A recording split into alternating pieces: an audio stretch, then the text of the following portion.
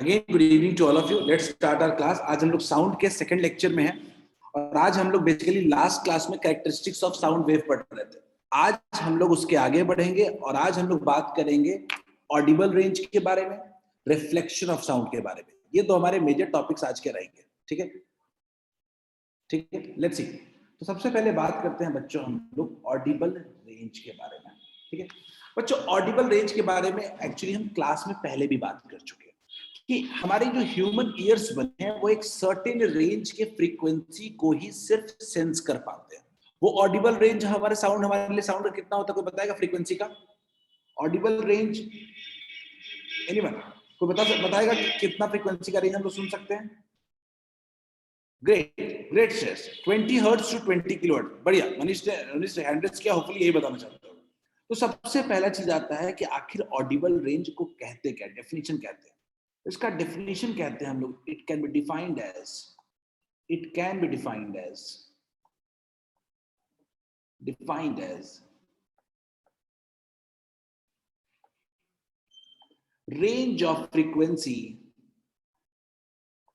range of frequencies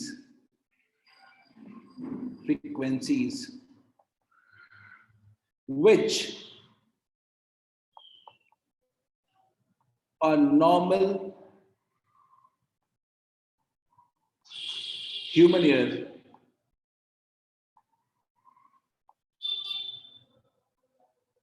can sense. Done. ठीक है, that is the definition of Audible range. अब इसका पूछोगे कि नॉर्मल ह्यूमन ईयर्स के लिए कितना होता है, तो नॉर्मल ह्यूमन ईयर्स के लिए बेसिकली होता है ये लगभग 20 हर्ट्ज से लेकर के 20 किलो हर्ट्ज तक, यानी कह सकते हैं 20,000 हर्ट्ज तक। सवाल होता है कि ये क्या हम इसके अलावा बोल सकते हैं? तो नहीं, हम अगर बोलते भी हैं तो हम जो फ्रीक्वेंसी बोलते हैं वो भी इसी रेंज में होता है, जो सेंस करते हैं वो भी फ्रीक्वेंसी जो होता है वो इसी रेंज में होता है। ठीक है, तो ये दोनों का रेंज एक ही है, 20 हर्ट्ज से लेकर 20 किलो हर्ट्ज। अब हम लोग आते हैं कि आखिर इस ऑडिबल रेंज के अलावा जो साउंड होता है उसकी क्या हालत होती है। तो अगर मैं इसके आगे बताऊं तो याद रखिएगा, इस 20,000 किलो हर्ट्ज से ज्यादा फ्रीक्वेंसी को हम लोग क्या कहते हैं, तो बताएगा? What do we say for frequencies greater than 20,000 hertz? Anyone? 20 hertz से ज्यादा होगा तो क्या कहेंगे? Very good, ultrasonic. अल्ट्रासोनिक, इसके बारे में हम बहुत डिटेल में पढ़ेंगे कि आखिर अल्ट्रासोनिक कहां कहां यूज होता है। पूरे अल्ट्रासाउंड के बारे में हम डिटेल में पढ़ेंगे। 20 हर्ट्ज से कम वाले को क्या कहते हैं हम लोग? Infrasonic.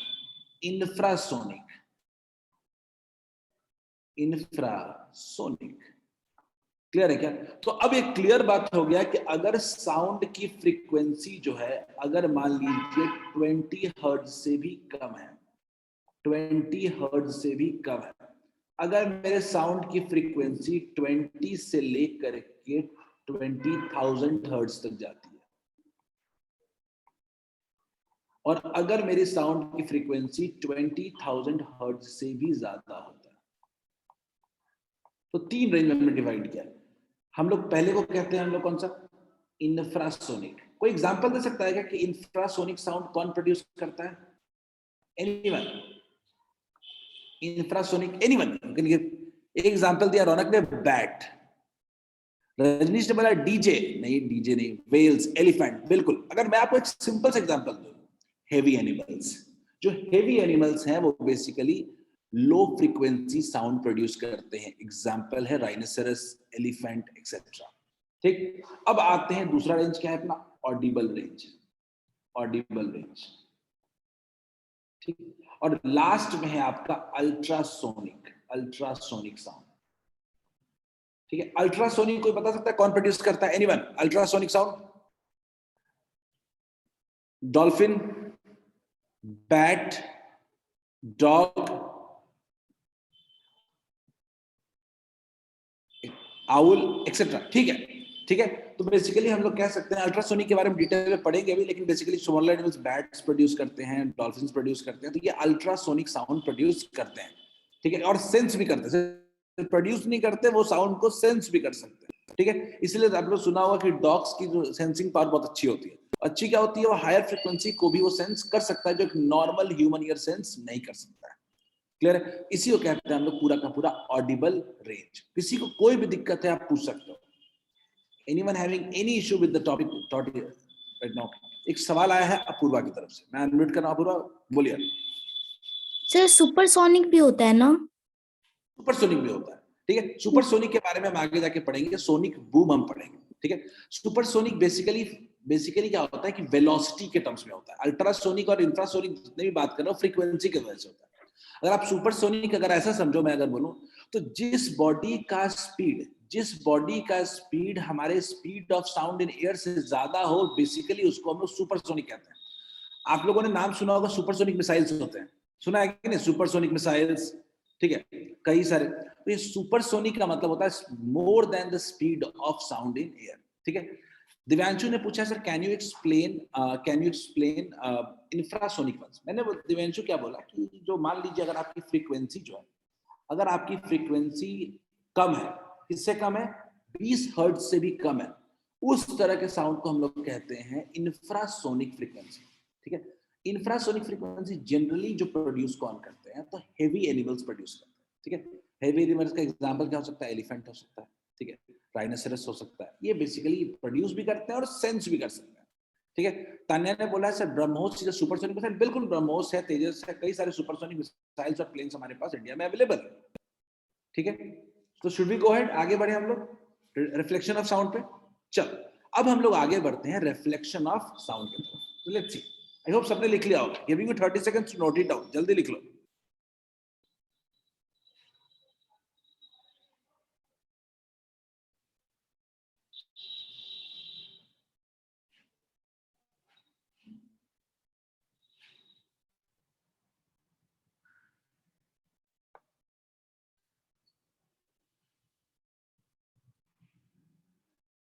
So let's move to our next topic, that is reflection of sound. हम लोग रिफ्लेक्शन ऑफ साउंड की तरफ बढ़ते हैं, ठीक है। देखते हैं रिफ्लेक्शन ऑफ साउंड, ठीक है। रिफ्लेक्शन ऑफ साउंड क्या समझने की कोशिश करते हैं। अच्छा, मुझे लगता है आप रिफ्लेक्शन ऑफ लाइट पढ़े हो, तो आपको पूरा डिटेल्स पता है कि रिफ्लेक्शन क्या होता है। आपको भी पता है bouncing back in the same medium is called reflection. Simple, अपने मीडियम में अगर कोई चीज रिफ्लेक्ट हो जाए उसको कहते हैं रिफ्लेक्शन। और आपने ये लाइट वाइट के बारे में पढ़ा होगा कि रिफ्लेक्शन ऑफ लाइट क्या होता है। तो अगर मैं डेफिनेशन की तरफ जाऊं रिफ्लेक्शन ऑफ साउंड, तो bouncing back of sound waves from the surface is called reflection of sound. किसी भी सरफेस पे अगर साउंड हिट करेगा और साउंड अपने मीडियम में ही रिफ्लेक्ट कर जाएगा, that is called reflection of sound, ठीक है। अब मान लीजिए कि कोई साउंड है, मान लीजिए कोई सोर्स ऑफ साउंड है, मान लेते हैं भोपू है, कोई भोपू का मतलब है कोई माइक वाइक है, ठीक है, जो साउंड प्रोड्यूस कर रहा है, ठीक है, कोई साउंड प्रोड्यूस कर रहा है। अब साउंड प्रोड्यूस कर रहा है तो साउंड क्या करेगा? स्ट्रेट लाइन में ट्रेवल करेगा सरफेस तक। ये क्या है मेरा? ये एक सरफेस है, सरफेस पे गया। अब सरफेस पे जब गया तो हम लोग पहला काम जो करते हैं वो ड्रॉ करते हैं एक नॉर्मल। एक सरफेस पे हमेशा जो ड्रॉ करते हैं पहला काम वो होता है नॉर्मल। एन बोले तो याद रखिएगा नॉर्मल, एन बोले तो नॉर्मल। ये नॉर्मल क्या होता है? तो ये नॉर्मल कुछ नहीं होता, सरफेस के परपेंडिकुलर को कहते हैं हम लोग नॉर्मल। क्लियर है? याद रखिएगा। अब सरफेस के परपेंडिकुलर हमने नॉर्मल ड्रॉ किया। अब ये जो इंसिडेंट रे है और नॉर्मल है, इन दोनों के बीच ये जो मेरा रे, ये क्या इंसिडेंट साउंड है, ये क्या incident ray, incident sound wave, ठीक है। तो इंसिडेंट और नॉर्मल के बीच में जो एंगल बनता है उसको कहते हैं आई। और आई कितना होता है? आई होता है angle of incidence, angle of incidence, incidence. Clear? अब ये मेरा क्या हो गया? एंगल ऑफ इंसिडेंस हो गया। अब साउंड यहाँ पे हिट किया तो साउंड किसी डायरेक्शन में जाके ट्रेवल करके चला जाएगा। किधर जाएगा? कुछ इधर गया। और इसको कहते हैं हम लोग रिफ्लेक्टेड रे। इसको कहते हैं हम लोग क्या? Reflected ray, reflected reflected ray. अब रिफ्लेक्टेड रे जो नॉर्मल के साथ एंगल बनाता है उसको कहते हैं एंगल ऑफ रिफ्लेक्शन। आर को कहते हैं हम लोग क्या, एंगल ऑफ रिफ्लेक्शन। आयुष आपने जो लिखा है मैं उसमें आता हूं, एंगल ऑफ रिफ्लेक्शन। ठीक है, अब इससे हमको ये नहीं पता चल रहा है कि रिफ्लेक्शन से कि आखिर ये जो आई और आर है इन दोनों के बीच का रिलेशनशिप क्या है। साउंड में लाइट में पड़ा है इन दोनों के बीच का रिलेशनशिप, लेकिन अभी तक हमारा इससे ये क्लियर नहीं हुआ कि यहाँ पे दोनों आई और आर के बीच में क्या रिलेशनशिप है। अभी मैंने बताया आई और आर होता क्या, तो इसी को समझाने के लिए हमारे पास आया है laws of reflection. Laws of reflection, laws of reflection ये लाइट में भी वैलिड है और ये साउंड में भी वैलिड है, ये दोनों जगह वैलिड है, लाइट में भी और साउंड में भी। तो लॉज ऑफ रिफ्लेक्शन अगर मैं बोलूं तो पहला लॉ क्या आता है, कोई बताएगा मुझे, anyone? First law, hand raise करो मैं एडमिट करता हूं। Anyone who can explain first law? सब लोग लिख रहे हो चैट में, सही लिख रहे हो, रजनीश ठीक है, आयुषी ठीक है। Just explain, you can explain on by raising your hand as well. तो मनीष ने हैंड रेज किया, मनीष बोलो। Sir, angle of incidence is always equal to angle of reflection. Excellent. The angle of incidence is equal to angle of reflection. खत्म, पहला angle of incidence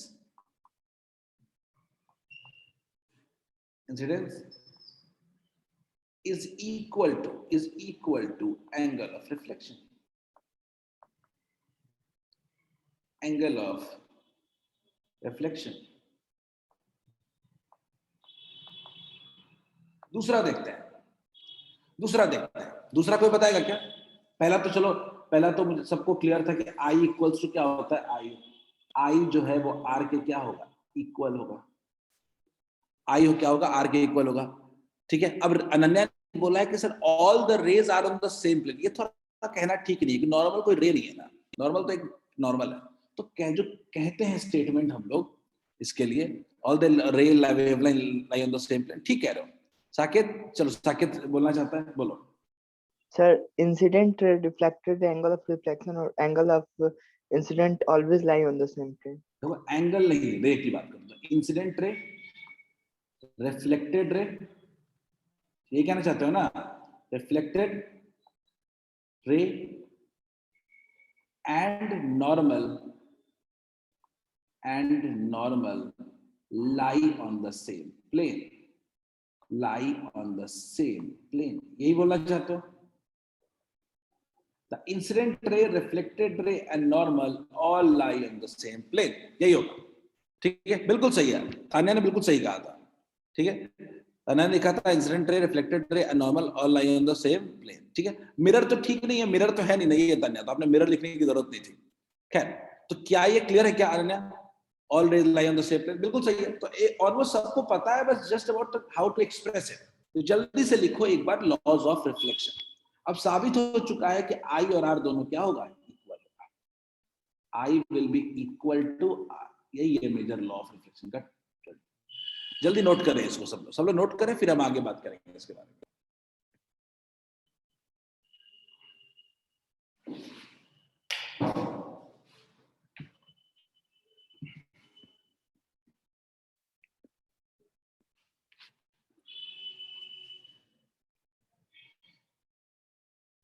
सब लोग note कर लें एक बार अच्छे से, फिर हम आगे बात करेंगे, फिर एक एक्सपेरिमेंट करेंगे हम लोग।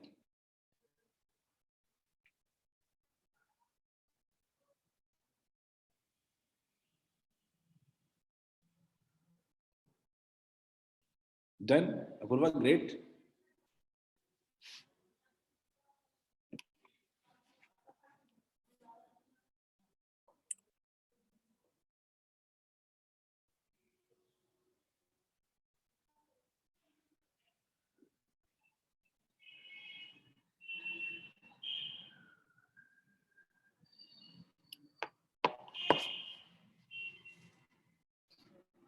ठीक है,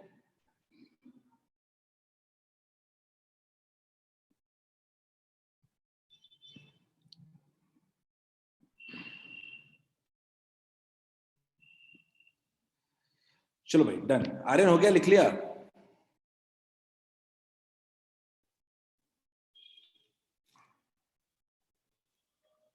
आगे बढ़े।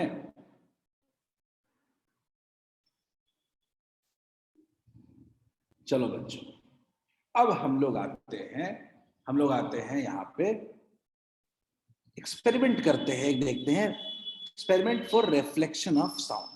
रिफ्लेक्शन ऑफ साउंड के लिए हम लोग एक्सपेरिमेंट देखने की कोशिश करते हैं जो आपके एनसीईआरटी में भी दिया हुआ है, और मैं जानबूझ के उसी को लेके आया हूँ। तो हमने क्या किया कि हमने ना एक वॉल ले लिया, ठीक है, और वॉल के पास हमने क्या किया कि हम लोगों ने एक थिन ट्यूब ले लिया। क्या ले लिया? Thin tube, thin cylindrical tube ले लिया, ठीक। और यहां पे हमने क्या ले लिया? एक सोर्स ऑफ साउंड ले लिया, सोर्स ऑफ साउंड ले लिया, ठीक है। अब ये सोर्स ऑफ साउंड ले लिया तो ऑब्वियसली साउंड प्रोड्यूस करेगा। साउंड कैसे प्रोड्यूस करेगा? कुछ ऐसा साउंड प्रोड्यूस करेगा। अब ये साउंड जब प्रोड्यूस करेगा तो साउंड क्या होगा? ट्यूब के थ्रू अंदर जाएगा, दीवार तक, वॉल तक जाएगा। तो ट्यूब के थ्रू ये वॉल तक क्या जाएगा? साउंड अंदर जाएगा। अब हमने देखा कि अब साउंड ये अंदर जा रहा है तो साथ साथ साउंड दीवार से जब टकराएगा तो साउंड अब रिफ्लेक्ट भी होगा। साउंड जो होगा वो दीवार पे जाकर के, इस दीवार पे अगर मान लीजिए टकराएगा साउंड जाके क्या होगा? रिफ्लेक्ट भी होगा। अब रिफ्लेक्ट कैसे होगा इसको समझने के लिए हमने क्या ले लिया कि हमने एक ओपन ट्यूब फिर से ले लिया, और हम इसको क्या कर रहे थे कि कान के पास लगाया और इसको हम थोड़ा सा घुमा रहे हैं।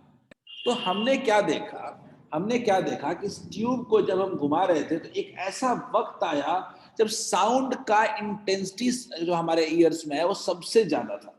हमने मान लिया कि जहां पे साउंड का इंटेंसिटी सबसे ज्यादा था वो कुछ स्टेज ऐसा था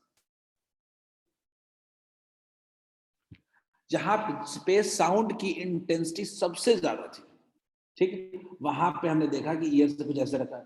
तो हमने क्या देखा? हमने क्या किया कि हमने इस सरफेस में एक नॉर्मल ड्रॉ किया, परपेंडिकुलर ड्रॉ करवाया, और जब हमने चेक किया कि जो एंगल ये बन रहा है आई, उतना ही एंगल बन रहा है ये आर, तो इससे ये प्रूव हो गया कि आई जो है वो हमेशा क्या होगा? आर के क्या होगा? इक्वल।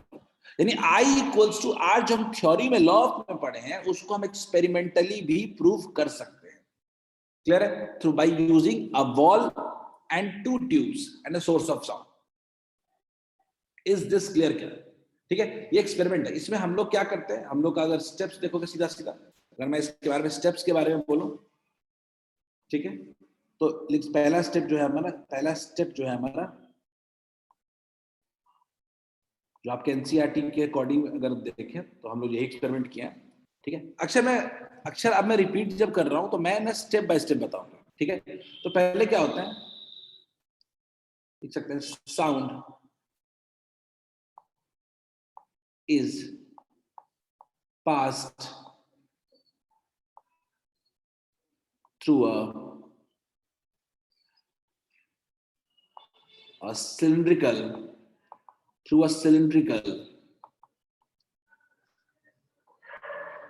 thin tube towards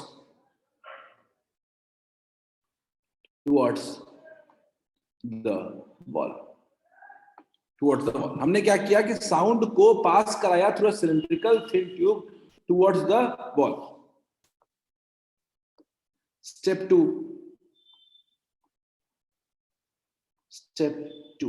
ठीक है। Sound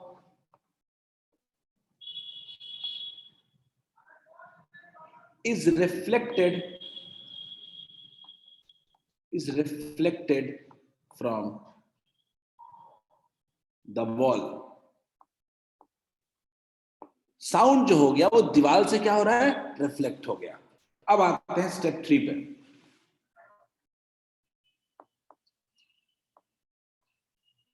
step 3, another thin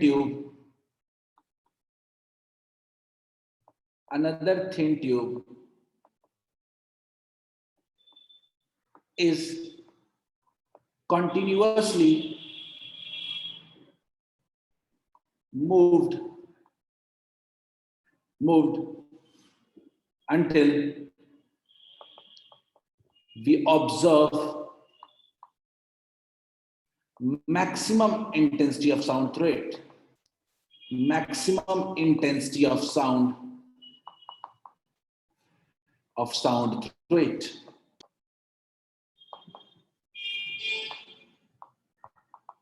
maximum intensity of sound through it, यानी हमने क्या किया, दूसरे ट्यूब को तब तक मूव किया जब तक मैक्सिमम इंटेंसिटी ऑफ साउंड हमको उसके थ्रू नहीं मिला। और वो कब मिलेगा?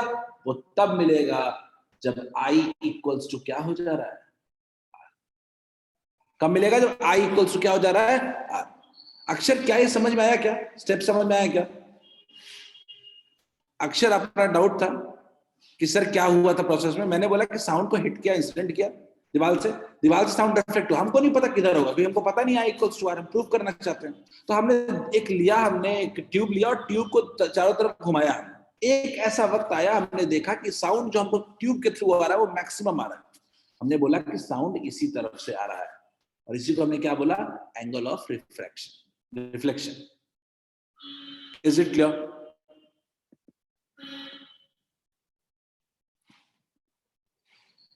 बच्चों, क्या ये सबको क्लियर है? Tanisha, is it clear? Great.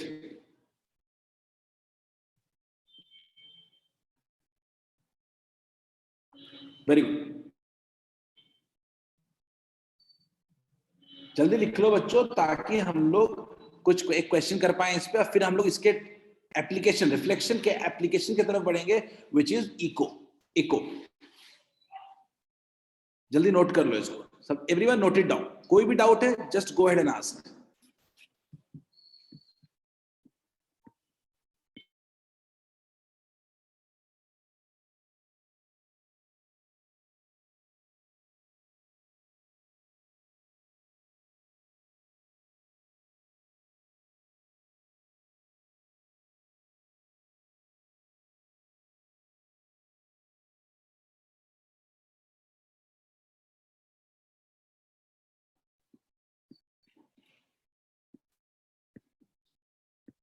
चलिए, अच्छा, श्रेया ने पूछा है कि सर अनदर ट्यूब को मूव क्यों करें?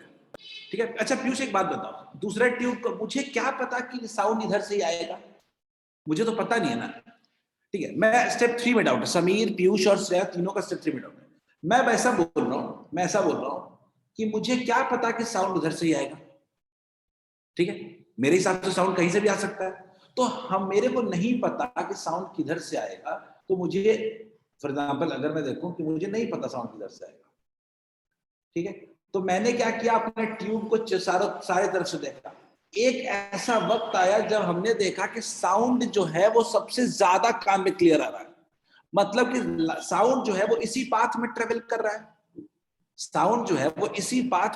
रहा है। ठीक है, इसका मतलब है कि यही मेरा क्या है? Reflected ray.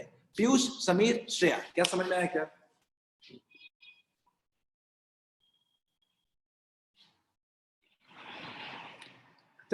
श्रेया, समीर ने पूछा मूव के बाद क्या लिखा हुआ है? Is moved, another thin tube is continuously moved until कोई बात नहीं समीर, मुझे भी समझ में नहीं है मैंने क्या लिखा है। समीर, कोई दिक्कत नहीं है, मुझे भी नहीं आया समझ में। until, पता नहीं बाकियों को क्या समझ में आ गया। किसी ने डन बोला था, ये रौनक को क्या समझ में आ गया पता नहीं। रौनक, तुम्हें until समझ में आ गया था? चलो जल्दी।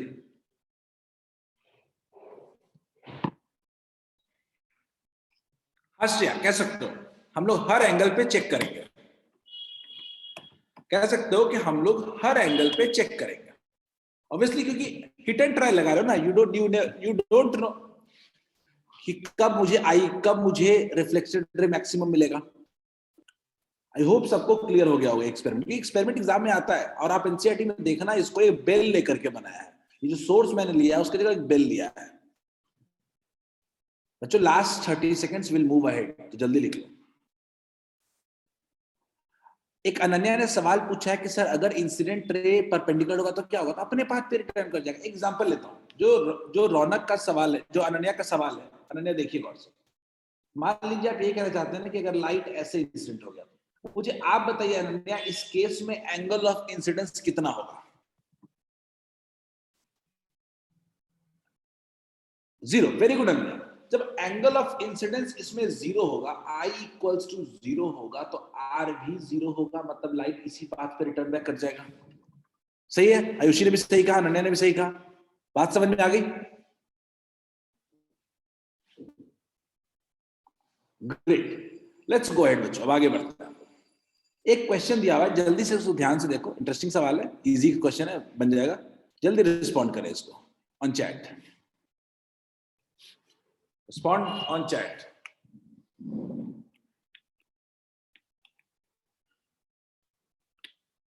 ठीक है मनीष?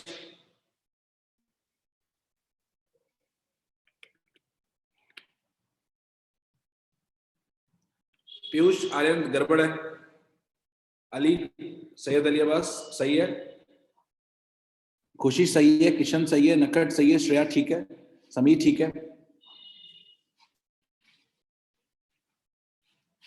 कुलसुम ठीक है, पीयूष ठीक है, तनीषा ठीक है, अक्षर ठीक है, आर्य ठीक है,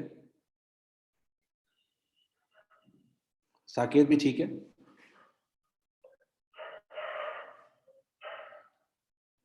So majority of you have replied correctly. I hope सबको यह समझ में आ रहा होगा कि क्या हो रहा है यहाँ पे। पहले तो मुझे इतना बता दो ना, एंगल ऑफ इंसिडेंस क्या है? नहीं होना गड़बड़ है, होना गड़बड़ हो गया। मुझे इतना बता दो कि एंगल ऑफ इंसिडेंस कितना है इस केस में। जो लाल से मैं मार्क कर रहा हूं, रेड मार्क, यही एंगल ऑफ इंसिडेंस है। और एंगल ऑफ इंसिडेंस जो है वो कितना है? 40 है क्या? एंगल ऑफ इंसिडेंस क्या 40 है क्या? देखो तो 40 है क्या? जब एंगल ऑफ इंसिडेंस 40 होगा तो क्या एंगल ऑफ रिफ्लेक्शन भी 40 नहीं होगा क्या? तो क्या x का वैल्यू क्लियर कट 40 नहीं हो गया क्या?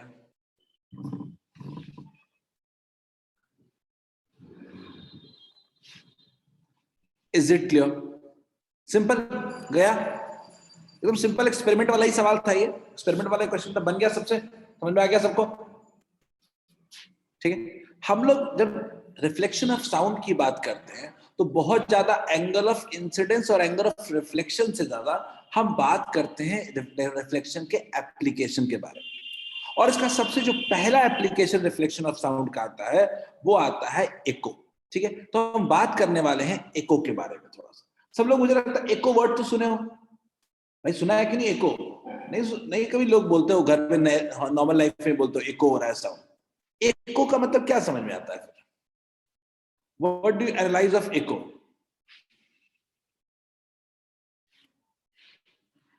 अपना आवाज खुद को ही सुनाई देना, that you can say what? echo। सही बात है। तो अपनी आवाज खुद को ही सुनाई दे, that is called echo। कैसे होता है? तो जो हम बोलते हैं वो हमारे आवाज जो है वो बाकी जगह से रिफ्लेक्ट होकर हमारे पास आती है। इसी फेनोमेनन को कहते हैं हम लोग, इसी फेनोमेनन को कहते हैं हम लोग इको। क्लियर है क्या? तो क्या अगर इको की बात करें तो क्या कह सकते हैं? The repetition of sound.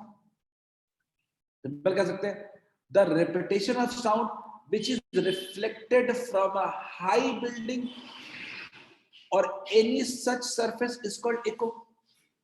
मतलब एक हाई बिल्डिंग से कुछ साउंड रिफ्लेक्ट होके रिपीट होके मेरे पास आ रहा है, इसी फेनोमेनन को कहते हैं हम लोग क्या? इको कहते हैं। बोलिए, क्लियर है क्या?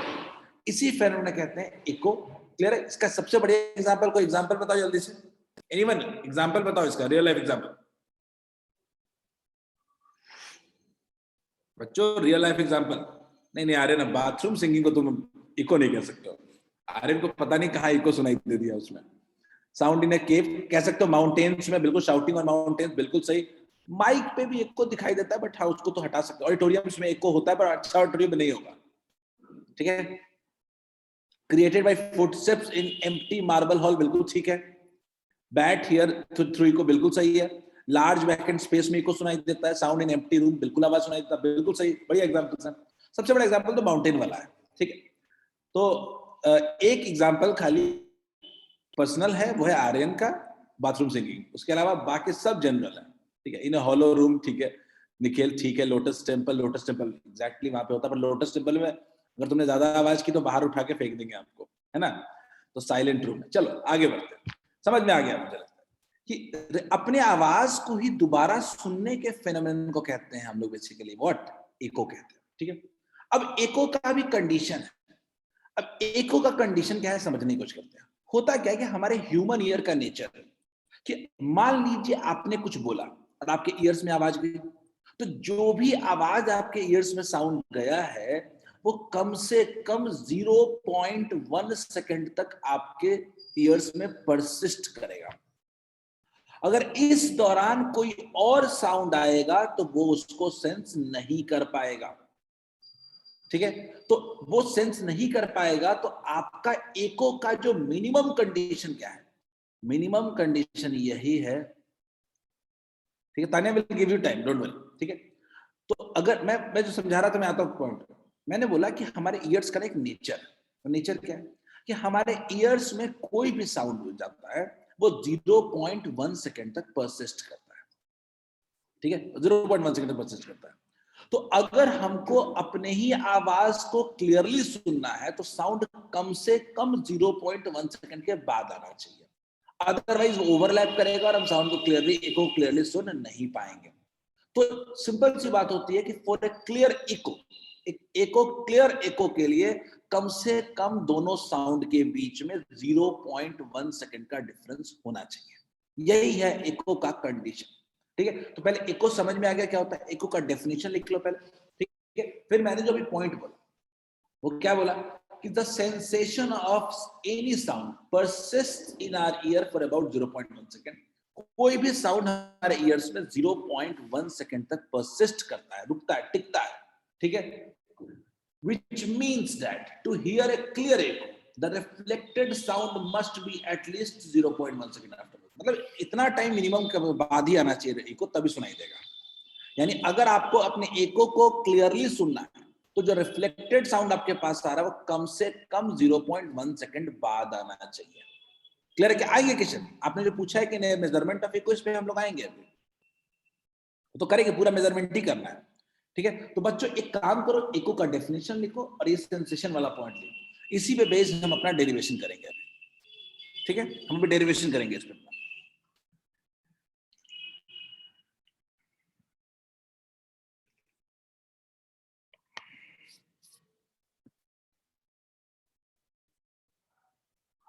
मैं दिखाता हूं, मैं एग्जांपल दिखाता हूं कि कैसे हम लोग इको को अंडरस्टैंड करेंगे, समझेंगे। ठीक है, अभी इतना लिख लो, फिर मैं एक्सपेरिमेंट को दिखाता हूं।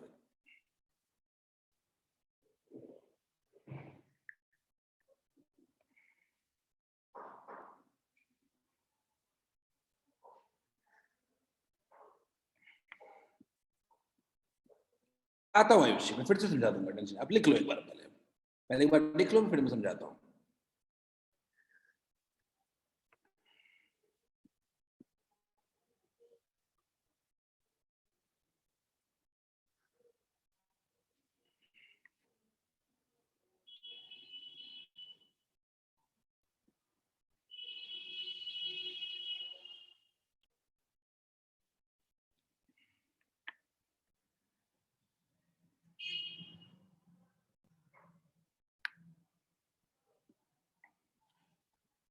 लिख लेना था एटलीस्ट से रिटन, ताकि मुझे पता चलता रहे कि आपने लिख लिया, तो मैं कंटिन्यू करूंगा।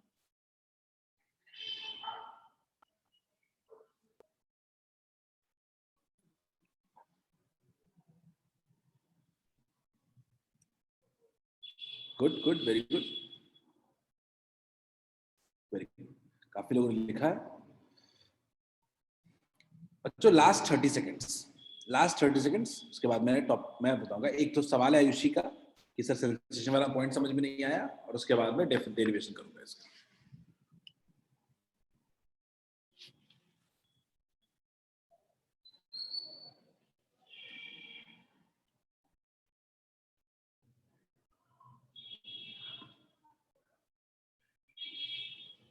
ओके बच्चों, लेट्स कंटिन्यू। मैं बताता हूँ आयुषी, पहला आपका सवाल कि ये सेंसिंग वाला क्या था। मैंने बोला कि मान लीजिए आयुषी आपने कुछ बोला तो आपकी आवाज जो है वो ईयर्स तक जाएगी ऑब्वियसली, तो वो आवाज कम से कम 0.1 सेकंड तक हमारे ईयर्स में परसिस्ट करता है, टिकता है।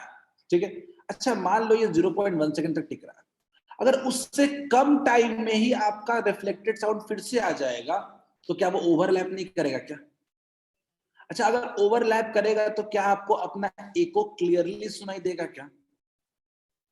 तो अगर आपको क्लियर एको चाहिए अपना, तो आपका टाइम कम से कम वो 0.1 सेकंड से ज्यादा होना चाहिए। इज इट क्लियर आयुषी, जो आपने सवाल पूछा था? Am I making this clear? बढ़िया। तो एक काम करते हैं, एको का एक बार कंडीशन समझते हैं, मैथमेटिकल कंडीशन। तो मान लीजिए कि मैं कुछ बोल रहा हूं या कोई कुछ बोल रहा है, ठीक है? तो मान लीजिए कोई साउंड प्रोड्यूस कर रहा है और ये यहाँ पे मेरे पास एक वॉल है। वॉल का मतलब ऑब्स्टेकल कह सकते हो, जो भी कहो, जो साउंड को रिफ्लेक्ट करेगा। तो मान लीजिए कि साउंड हमने क्या किया, एक प्रोड्यूस किया। साउंड क्या करेगा? ट्रेवल करेगा। साउंड क्या करेगा? ट्रेवल करेगा, ठीक है?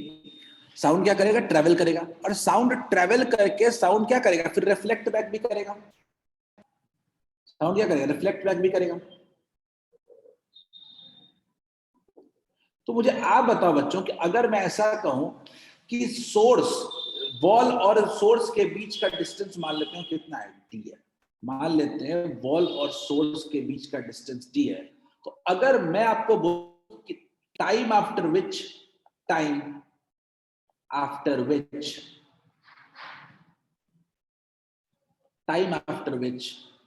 echo is heard,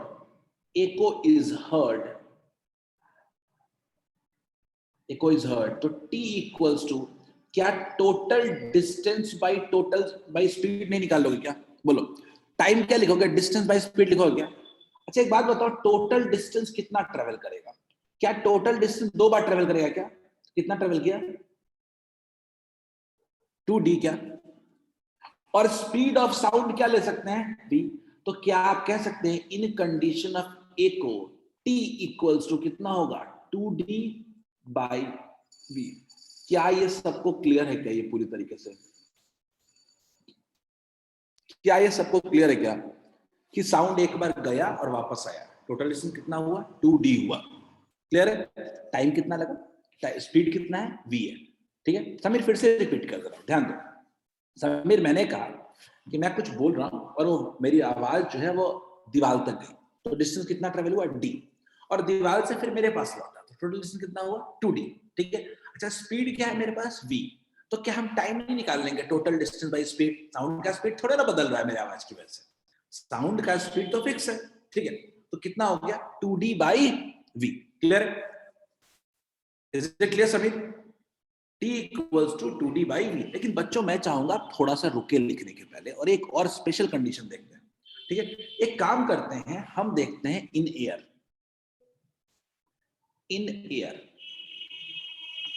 अगर आप एयर में देखते हो तो एयर में जो जनरली स्पीड ऑफ साउंड होता है वो मान लो 344 मीटर पर सेकेंड होता है।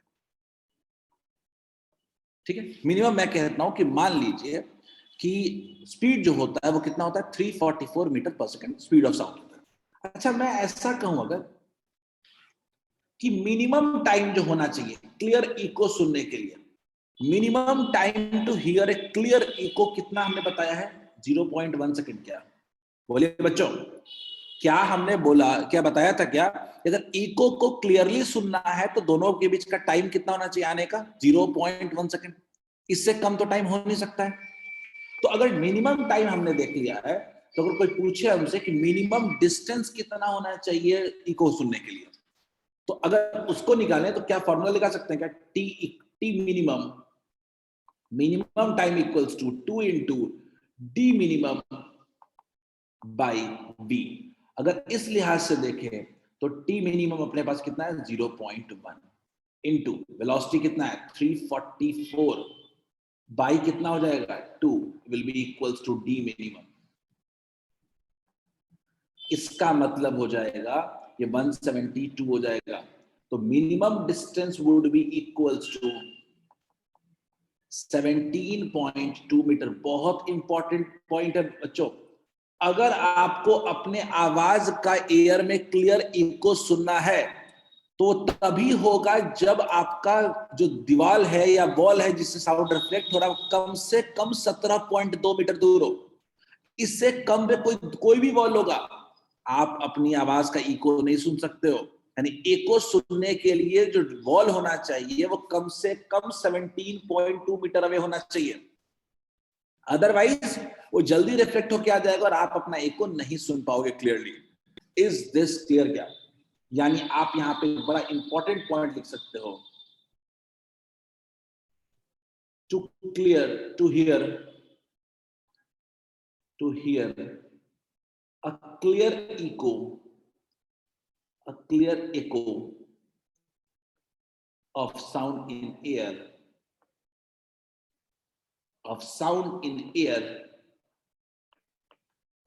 ठीक है। wall must be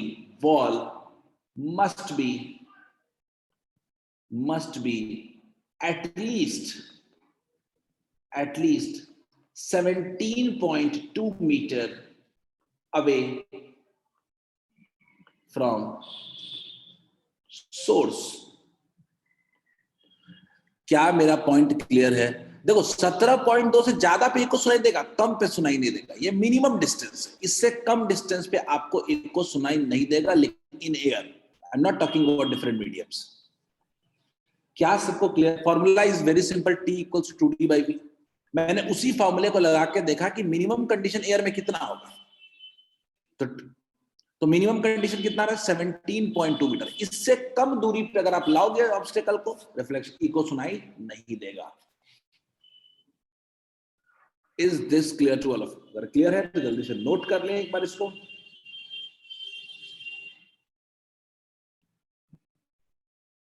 फिर इस पे हम अनलिमिटेड क्वेश्चंस कर सकते हैं।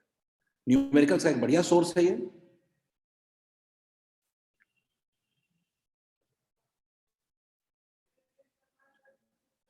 और जिन लोगों से हो जाए वो लिख ले, वो अगले क्वेश्चन की तरफ भी बढ़ सकते हैं।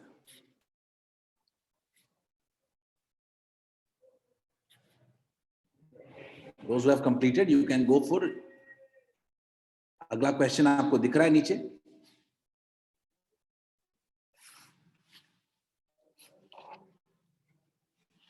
They have got many answers. अक्षर, साकेत, रौनक, सबके आंसर एक ही हैं। गुड।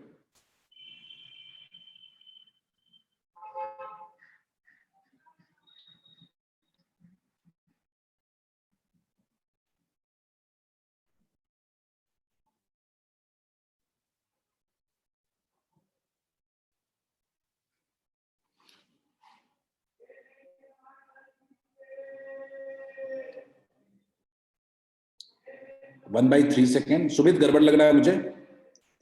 रजनीश आपने अप्रोक्सीमेशन ज्यादा ले लिया लगता है थोड़ा सा।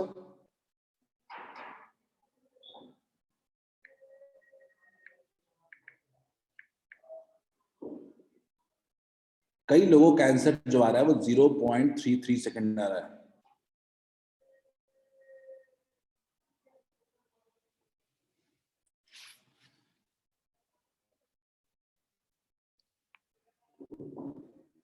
चलो देखते हैं बच्चों।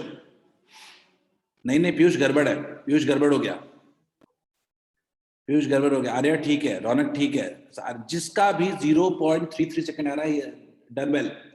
सबको सबसे पहले तो समझना पड़ेगा कि इको कंडीशन में डिस्टेंस कितना दिया हुआ है। डिस्टेंस दिया हुआ है 55 मीटर। स्पीड ऑफ साउंड दिया हुआ है 330 मीटर पर सेकेंड। मुझे टाइम निकालना है भाई। टाइम का फॉर्मूला क्या ही है? 2D/V है। तो 2D/V कितना हो जाएगा? 1 बाई वेलोसिटी कितना हो जाएगा? 330। ये एक्चुअली कितना है? 1/3। तो क्या इसको नहीं लिख सकते हैं 0.33? अब जितनी बार मैंने लिखते रहो। क्या बच्चों सबको क्लियर है क्या? एक और किया जाए क्या? सबका हो गया तो बोलो लेट्स डू वन मोर। नकट आपने 0.366 लिखा था।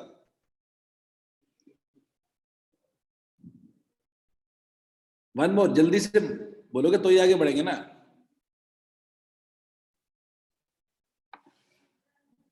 चलो अगर ये हो गया है तो चलो मैं सॉल्यूशन छोड़ दे रहा हूं, अगला क्वेश्चन देखो, पूरा का पूरा सोनर वगैरह सब क्लियर हो जाएगा, खाली एक को सही।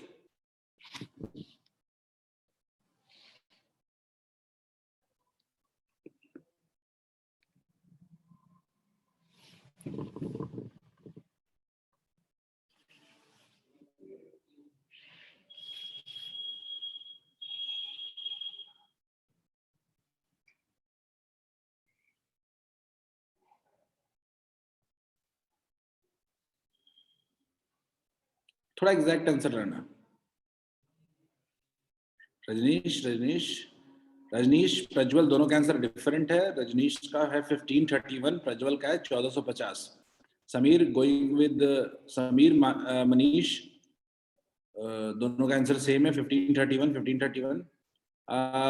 किशन लगता है आपने एक छोड़ दिया, व्हाट आई फील, है ना। किशन, रौनक बिल्कुल सही है, आर्यन बिल्कुल सही, मेजॉरिटी। प्रज्वल एक बार चेक कर लो, एक बार तो प्रज्वल एक बार कि कोई लेनोवो नाम से जुड़ा हुआ है, अपना सही नाम से ज्वाइन करो, वुड बेटर। ठीक है, साकेत गड़बड़ है, साकेत आपका 1450 आ रहा है, डोंट नो हाउ।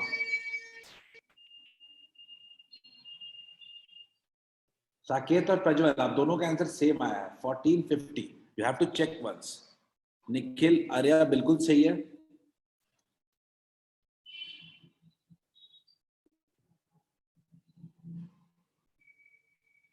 ठीक है, a sonar emits pulse of the surface of on the surface of water which are detected after reflection from it।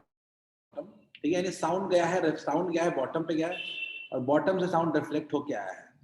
ठीक है, time interval between the emission detection is 2 second, यानी जो time है eco का वो कितना है 2 सेकंड। और डेप्थ ऑफ वाटर निकालना है तो 2d/v, सिंपल सवाल है 2d/v। ठीक है साकेत आ गया, बढ़िया। 2d/v इक्वल्स टू कितना हो जाएगा, 2d/v इक्वल्स टू हो जाएगा व्हाट, टाइम 2 सेकंड कट गया। d/v इक्वल्स टू कितना हो गया 1, क्या हो गया d इक्वल्स टू कितना हो जाएगा, v इक्वल्स टू कितना हो जाएगा 1531 मीटर पर सेकंड। इज इट क्लियर बच्चों, इज इट क्लियर? 1531 आंसर है, प्रज्वल आ गया आपका। ठीक है, प्रज्वल और बाकी सबका आ चुका है। ओ सॉरी, माय मिस्टेक 1531 मीटर होगा ना, मेरी गलती हो गया। डन। कुलसुम ने कहा रिपीट करने को, कुलसुम मैं रिपीट कर देता हूँ। कुलसुम मैंने कहा एक साउंड है जो बेसिकली जा रहा है सरफेस से हमने भेजा है और भेज करके वो रिटर्न बैक कर रहा है। ठीक है कुलसुम, अब मैं कह रहा हूं कि आप जो भी होगा वो कितना डिस्टेंस ट्रेवल करेगा, d और d कितना हो जाएगा 2d। तो मैं बोलूंगा टोटल डिस्टेंस कवर किया 2d और स्पीड कितना है पानी में v। तो 2d/v जो है उसका वैल्यू दिया हुआ है कि बोलने और एमिशन और रिसीव करने में कितना टाइम का इंटरवल है 2 सेकंड। तो क्या 2 कट गया, तो क्या d/v इक्वल्स टू 1 हो जाएगा, क्या d इक्वल्स टू v हो जाएगा क्या? Kulsum is it clear? Kulsum is it clear? ये प्रॉपर एको नहीं है क्या कि कोई ट्रांसमीटर है जिसे सिग्नल दिया और सिग्नल फिर से उसके पास वापस आ गया, तो एको ही तो है ये। Is it clear Kulsum? ठीक है, तो बच्चों दैट्स इट फॉर टुडे, आज के लिए इतना ही। श्रेया आपको फर्स्ट स्लाइड देखना था। ठीक है बच्चों, आज के लिए इतना ही। ठीक है, नेक्स्ट डे हम लोग इस पे और क्वेश्चंस करेंगे, हम लोग will move ahead with this. ठीक है, फर्स्ट स्लाइड देखना था श्रेया, यही स्लाइड है श्रेया, देख लो एक बार, यही स्लाइड देखना था बच्चों। बाकी लोग हैव अ नाइस डे। ठीक है श्रेया, ठीक है, जिनको भी सेकंड स्लाइड देखना, वैसे तान्या कोई दिक्कत नहीं है, मैं तुरंत अभी नोट्स अपलोड कर दूंगा। ठीक है, but still if you want to see देख लो एक बार। ठीक है, बाकी लोग have a nice day, go for next class, bye bye.